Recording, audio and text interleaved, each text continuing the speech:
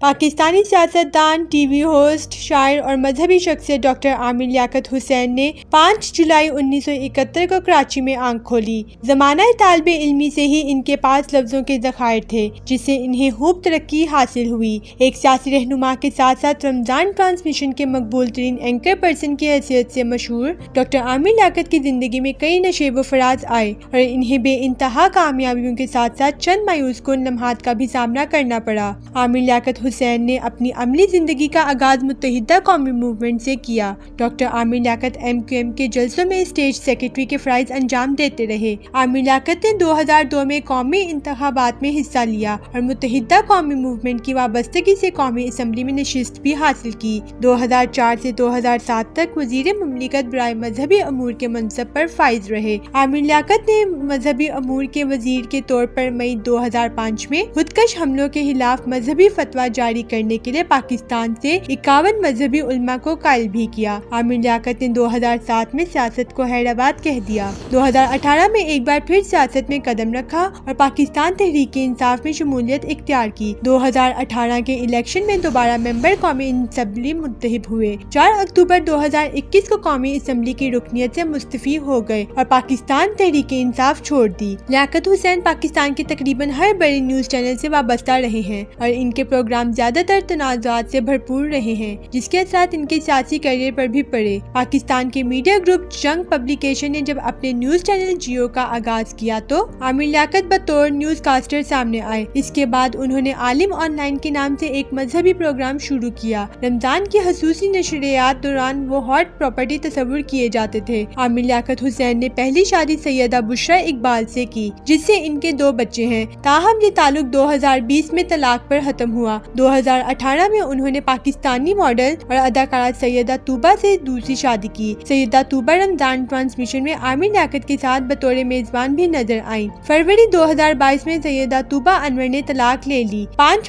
فروری 2022 کو ضلع لودھرا سے تعلق رکھنے والی 18 سالہ دانیہ شاہ سے تیسری شادی کی۔ تیسری اہلیہ دانیہ شاہ نے عامر لیاقت پر سنگین الزامات لگائے تھے۔ ان کی کچھ تصاویر بھی منظر عام پر آ گئی تھیں، جس کے باعث عامر لیاقت کافی ذہنی تناؤ کا شکار تھے۔ وہ پاکستان چھوڑنے کا اعلان بھی کر چکے تھے، لیکن کون جانتا تھا کہ عامر لیاقت دنیا ہی چھوڑ جائیں گے۔